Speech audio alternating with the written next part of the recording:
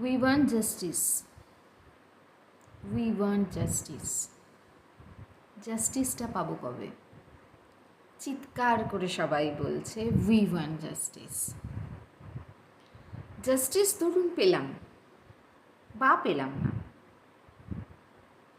তবুও পশ্চিমবঙ্গ সরকার বা ভারত সরকার দুজনের মধ্যে কাউকে দেখলাম না একটা কঠিন নিয়ম লাগু করতে, যাতে মেয়েরা স্বাধীনভাবে সচেতনভাবে রাস্তায় চলাচল করতে পারে।